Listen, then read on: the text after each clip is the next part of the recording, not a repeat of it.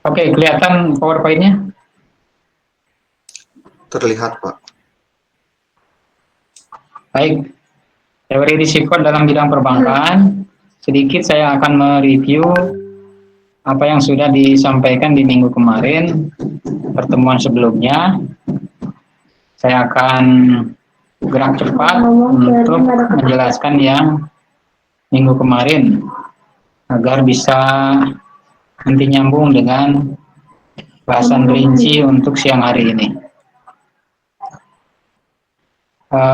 Bank memberikan pinjaman kepada nasabah, pinjaman uang kepada nasabah. Ada beberapa jenis pinjaman, ini beberapa jenis pinjaman yang saya tampilkan ini adalah jenis pinjaman yang diberikan oleh Bank BRI. Ada beberapa persyaratan yang harus dipenuhi ketika mengajukan pinjaman, dan ini biasanya diisikan, dilampirkan, juga mengisi form pengajuan ya. Nah, petugas bagian pinjaman di bank atau loan officer itu harus bisa mengidentifikasi karakteristik yang menunjukkan orang yang cenderung gagal membayar pinjaman. Di mana karakteristik tersebut nanti akan membedakan nasabah yang lancar bayar, kemudian nasabah yang macet bayar pengembalian pinjamannya. Loan officer atau petugas petugas peminjam uang yang ada di bank ini harus mengidentifikasi faktor-faktor yang mempengaruhi nasabah gagal dalam membayar pinjaman atau istilahnya default ya. Nah, faktor-faktor ini nanti akan digunakan untuk membedakan calon nasabah yang mengisi aplikasi yang kemungkinannya akan gagal bayar atau default, juga yang sukses bayar atau no default. Nah, calon nasabah mengajukan pinjaman ke bank, kemudian bank nanti harus tahu, bisa tahu calon nasabah yang kemungkinan gagal bayar, juga calon nasabah yang lancar bayarnya. Dapat dari mana tahunya nanti? Itu dari pengolahan database yang dimiliki oleh bank. Database sendiri yang ada di bank itu diantaranya adalah bank punya database nasabah yang meminjam uang. Kemudian dari sekian banyak nasabah ini, ada nasabah yang gagal bayar, ada nasabah yang sukses dalam pembayaran pinjaman. Nah, ini database-nya, database nasabah dibagi secara umum ada dua kategori, nasabah yang pembayarannya macet, kemudian nasabah yang pembayarannya lancar. Nah, data ini yang diolah menggunakan alat statistik untuk bisa memprediksi calon nasabah yang kemungkinan gagal bayar serta yang lancar bayar pengembalian pinjaman uangnya. Kemarin sudah dijelaskan ada data nasabah bank peminjam uang sebanyak 717. Ini dibagi dua, data untuk pemodelan dan data untuk validasi. Data untuk pemodelan ada sebanyak 513, untuk validasi ada sebanyak 204. Nanti model yang terbangun diuji validitasnya. Kalau sudah valid modelnya, maka model tersebut akan digunakan untuk mengklasifikasikan calon nasabah. Calon nasabah sendiri di sini ada 133 calon nasabah. Ini sudah dijelaskan tabel-tabel. Kenapa analisis regresi logistik dipakai? Itu karena ada variabel respon. Variabel responnya cuma dua kategori, yaitu yang lancar bayar serta yang macet dalam pembayarannya. Default yang macet bayarnya dikategorikan sebagai Y sama dengan 1. No default yang lancar pembayaran pinjamannya dinotasikan oleh Y sama dengan 0. Nah, ada 7 variabel prediktor atau variabel bebas yang dilibatkan untuk mengetahui untuk melihat apakah variabel-variabel ini berpengaruh tidak terhadap lancar dan macetnya pembayaran pinjaman.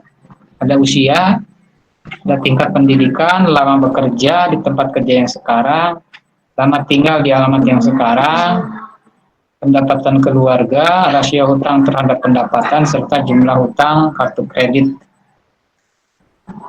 Kemudian digunakan stepwise prosedur. Ini hasil stepwise prosedur berhenti di tahap keempat ya, di mana di sini ada 4 variabel prediktor yang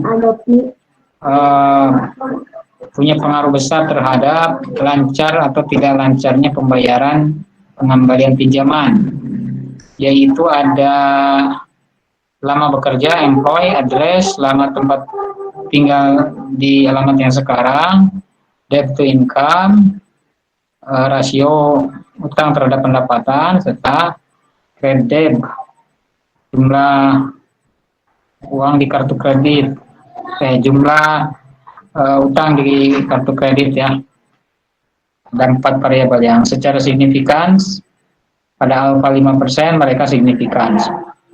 Kemarin juga sudah dijelaskan masing-masing kolom yang ada di tabel ini. Sudah dijelaskan kolom-kolomnya sampai kolom terakhir, yaitu dalam hal interpretasi parameter. Ini interpretasi parameternya dari eksponen beta. Sudah dijelaskan. Nah, yang sekarang yang akan dijelaskan lebih rinci adalah mengenai klasifikasi dan validasi. Boleh. Karena sudah diperoleh model regresi logistik, maka langkah selanjutnya adalah memvalidasi apakah model yang terbangun itu valid dipakai nanti untuk memprediksi calon nasabah. Ya. Nah, jadi yang didasarkan pada langkah terakhir. Ini hasil klasifikasi dan validasi berdasarkan model regresi yang ada di tahap keempat. Ini saya besarkan lagi. Ini hasil klasifikasi dan validasi. Nah, ini data kalau dijumlahkan 395 tambah 25 tambah 15 tambah 78 itu 513. Ini kita tahu adalah data untuk pemodelan. Kemudian ini kalau dijumlahkan totalnya ada 204, yang tidak lain adalah data untuk validasi model. Nah, di tabel ini ditunjukkan bagaimana kinerja dari model regresi logistik yang terbangun. Aku ganti karakter dulu. Kinerja dari model regresi logistik yang terbangun. Coba perhatikan baik-baik untuk yang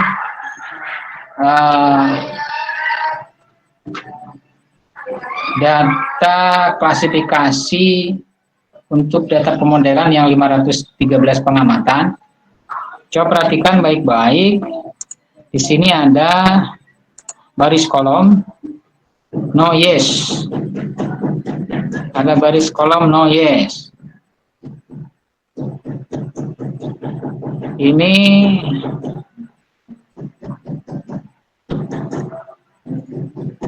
Ini no yes untuk data sesungguhnya. Sementara ini no yes hasil dari pemodelan. Sekali lagi, ini data realnya. Ini data. Ini data. Sementara ini hasil prediksi. Berdasarkan model regresi logistik, ini prediksi. Berapa orang? Prediksi.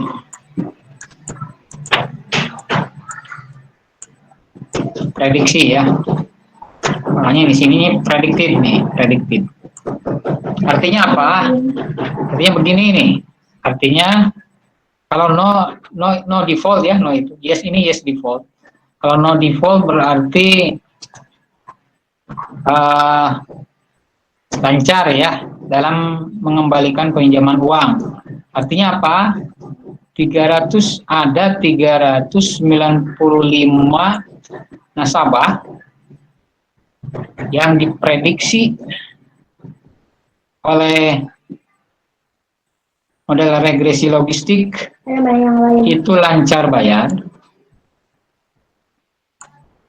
Kemudian ketika dicek di data, memang sesungguhnya dia itu lancar bayarnya. Ini no, berarti no menurut model regresi logistik, no di data sesungguhnya. Sekali lagi 395 artinya ada 395 nasabah yang diprediksi oleh model regresi logistik sebagai yang lancar bayar. Nah, ketika dicek di data, ternyata memang benar 395 nasabah ini adalah lancar bayarnya. Tsunami survivor. Ngerti tidak maksud saya? Itu. Mengerti, Pak.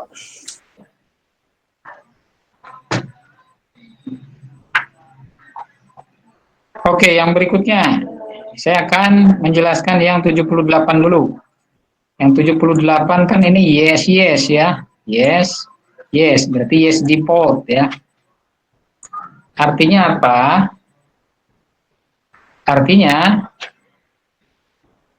model regresi logistik memprediksi ada 78 nasabah yang dia itu macet dalam pembayaran pengembalian pinjaman uang ke bank.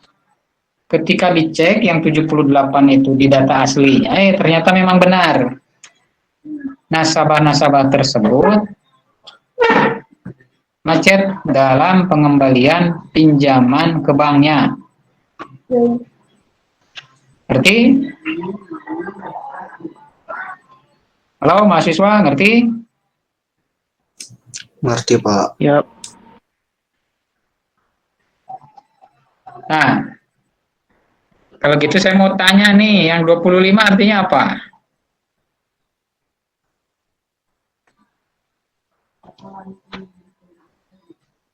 $25 artinya apa? Izin menjawab, Pak. Ya, silakan. 20 diprediksi ada 25 orang yang yang lancar membayar, tetapi kenyataannya tidak lancar membayar. Oke, sip. Kemudian yang 15, mahasiswa yang lain bisa memberi masukan, memberikan pendapat maksud saya. Apa arti 15 ini?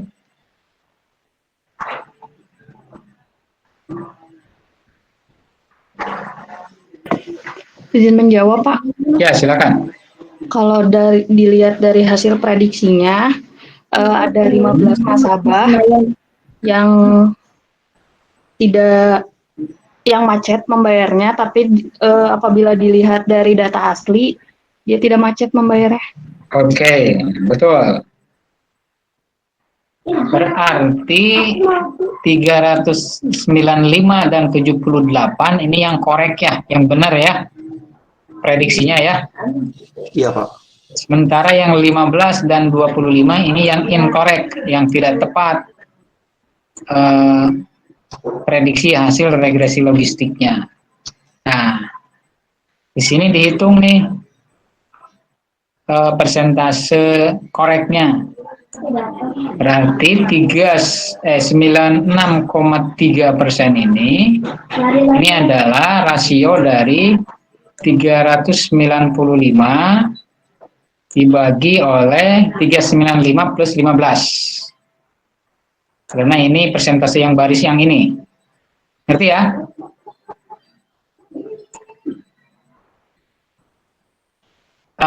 Selanjutnya yang 75,7% ini adalah Nanti. rasio dari yang benarnya, yaitu 78 dibagi oleh 78 plus 25. Sementara nih yang overall nih, yang persentase keseluruhan, overall percentage, berarti ini itu karena overall yang koreknya dijumlahkan, yaitu 395 plus 78 dibagi totalnya, yaitu 513, hasilnya 92,2%. Oke, mengerti sampai di sini? Selamat. Mengerti, Pak. Lanjut. Nah, artinya apa persen-persen yang ini? Artinya model mengklasifikasikan dengan benar sekitar 96%. Yes. Aku ada di atas. Ini kan 96,3 dibulatkan 96. Kamu hindari itu, Kiyo. Model mengklasifikasikan dengan benar sekitar 96% dari data sampel pemodelan yang lancar. Ya. No, yang lancar, yang no. Sementara yang macet, model bisa mengklasifikasikan dengan benar sekitar 76%, 75,7 dibulatkan jadi 76. Secara keseluruhan, model mengklasifikasikan dengan benar sekitar 92%. Ini Iya. penjelasannya. Untuk yang 513 ini. Sementara yang di sampingnya, data untuk validasi.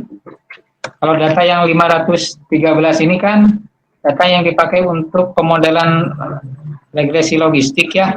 Sementara yang 204 ini tidak dipakai untuk pemodelan. Ini yang dipakai untuk validasi model, untuk melihat apakah model ini valid atau tidak dalam memprediksi. Ternyata hasilnya seperti ini. Iya, kamu Kemudian udah persennya ada di sebelah kanannya. Gimana ngitungnya, caranya sama seperti tadi ya. Dan bisa dijelaskan bahwa untuk yang data sampel validasi yang lancar, itu model bisa mengklasifikasikan dengan benar sekitar 95%. Sementara untuk data sampel validasi yang macet, itu model mengklasifikasikan dengan benar sekitar 81%. Secara keseluruhan, mengklasifikasikan dengan benarnya 92%. Baik, Anda paham sampai di sini? Paham, Pak. Oke. Lanjut. Ada gambar?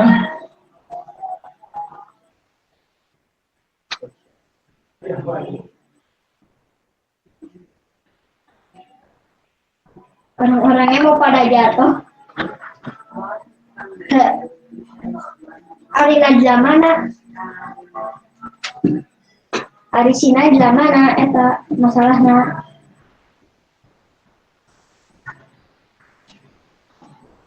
Baik, di artikel ada gambar seperti ini. Ada dua gambar, yang sebelah kiri dan sebelah kanan. Yang sebelah kiri, coba perhatikan. Udah langsung di atas. Sebelah kiri, coba diperhatikan. Ini data-data yang no default. Jadi sebenarnya, mohon maaf, sebelum ke penjelasan setiap gambar, gambar ini adalah deskripsi dari angka-angka yang ini sebenarnya, ya, angka-angka yang ini. Jadi ini adalah ilustrasi dari angka-angka yang ada di tabel ini. Kita coba lihat, ini gambar yang di sebelah kiri ya. Jadi gambar di sebelah kiri ini adalah data yang no default, data yang lancar, ya, data yang kenyataan, data nasabah yang kenyataannya lancar, ya, dalam pembayaran pengembalian pinjaman. Nah, kemudian di sini ada peluang nih, peluang prediksi, apakah peluang prediksi Nilai peluang kan antara 0 dan 1 ya, makanya di sini ada 0 sebelah kirinya, sebelah kanannya 1 paling Kalian besar. semua punya berapa lingkup gak? Kemudian ada cut point, titik potong di peluang 0,5. Artinya apa? Kalau dia peluangnya lebih kecil dari 0,5, berarti kan peluang gagal bayarnya kurang dari 0,5, berarti kita kategorikan lancar ya, berdasarkan model gitu. Tapi kalau peluangnya tinggi untuk gagal bayar, berarti kita kategorikan sebagai yang macet begitu ya. Artinya apa? Artinya nih,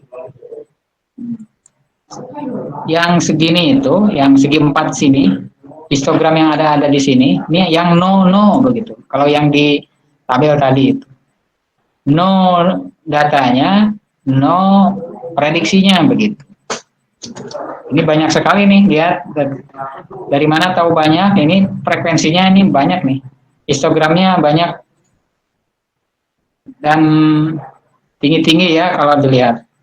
Sementara kotak yang kedua, yang sebelah kanannya, ini berarti no yes. Datanya no, hasil prediksinya yes default begitu. Dan sedikit, coba lihat ini histogramnya, gambarnya pendek-pendek, berarti sedikit. Nah, artinya apa? Proses pemodelan menetapkan sebagian besar nasabah yang sebenarnya lancar bayar.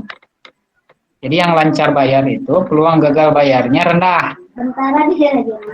Jauh di bawah titik potong peluang 50%. Jadi ada di sebelah kiri dari 50% atau 0,5. Gambar yang kanan penjelasannya juga hampir sama seperti yang tadi.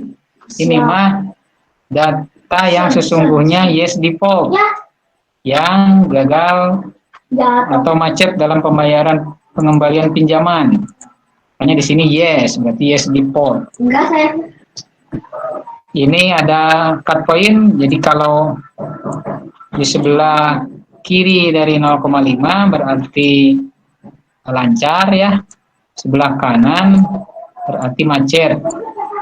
Berarti yang ini nih itu yes.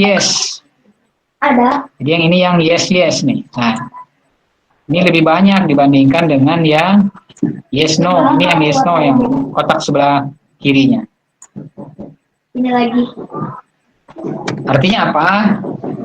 Dua gambar di samping ini itu menambah lebih banyak konfirmasi bahwa memang model itu bagus ya.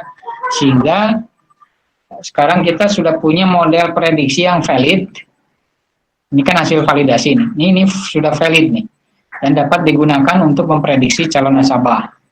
Berarti model yang sudah kita buat sebelum-sebelumnya itu valid, dipakai untuk memprediksi calon nasabah dalam hal lancar macetnya nanti pada saat mereka meminjam uang.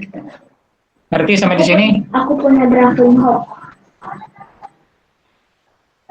Ngerti, Pak. Oke. Lanjut.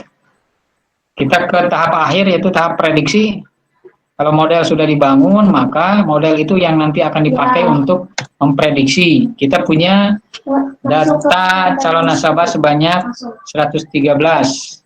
Nah, data ini atau nasabah-nasabah ini yang akan kita prediksi apakah lancar atau macet dalam pengembalian pinjaman kalau nantinya mereka di ACC begitu, ya. Kan ini masih calon ya, perlu digarisbawahi calon gitu, belum jadi peminjam uang begitu ke bank tersebut. Lanjut. Nah, ini model yang sebelumnya sudah kita bentuk, berarti ini yang kita pakai ya, model ini yang kita pakai. Nah, model ini yang kita pakai untuk memprediksi yang 133 calon nasabah ini. Kita tahu bahwa di model yang diperlukan adalah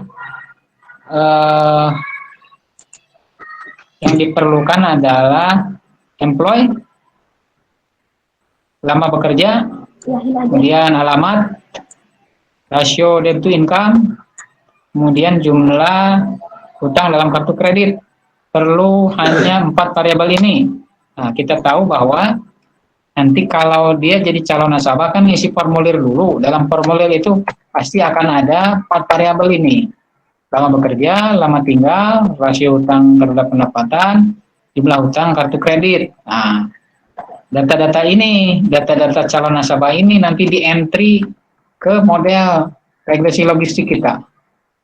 Nanti akan keluar peluang gagal bayarnya untuk setiap calon nasabah. Ya, nasabah 1 nanti kita akan tahu peluang gagal bayarnya berapa.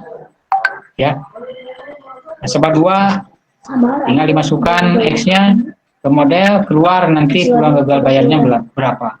Sampai calon nasabah yang ke 133 akan ketahuan peluang gagal bayar. Nah, ini hasilnya. Ini hasilnya bahwa ada sekitar 67% calon nasabah yang tidak gagal bayar. Berarti 67% ini yang harusnya bank meng-ACC. Sisanya kalau bisa jangan di-ACC karena dia punya peluang gagal bayar yang tinggi begitu. Ya. Oke, mengerti tidak?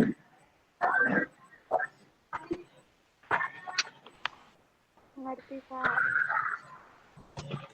Halo, mengerti dalam hal memprediksi calon nasabah?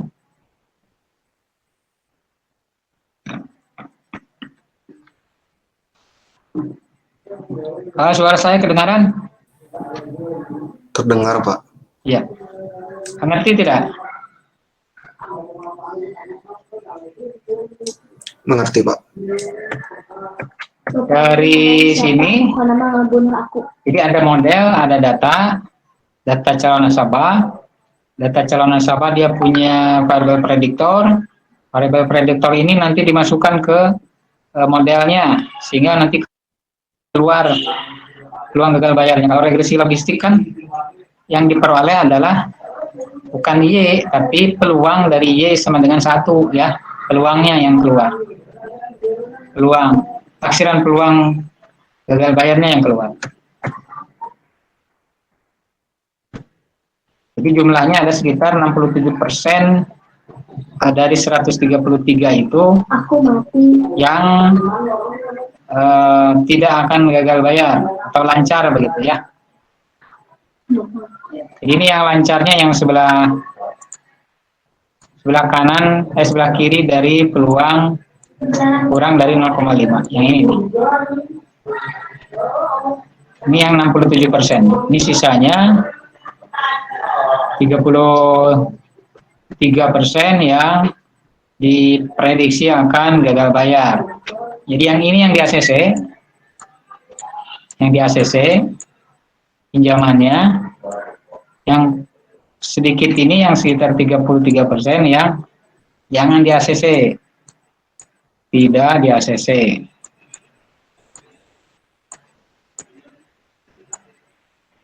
Oke, ada pertanyaan? Belum, Pak. Bapak, Ya. pengen izin bertanya, kan itu ada berapa ya tadi data awal 717 data nasabah minjam uang. 700. 17.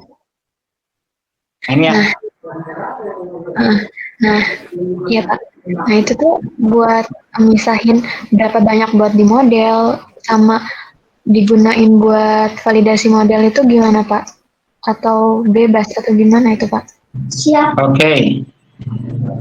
Dari 717 ini diambil sampel secara acak untuk pemodelan. Dan biasanya jumlah data untuk pemodelan lebih besar dibandingkan dengan jumlah data untuk validasi. Misal 70%, ini 30% begitu. Ya. Jadi diambilnya secara acak nasabahnya. Oke, ada lagi? Siapa? Bukan. Bisa ya ngambil secara acaknya ya. Aku nggak tahu. Beneran. Siap. Ada lagi pertanyaan? Cari.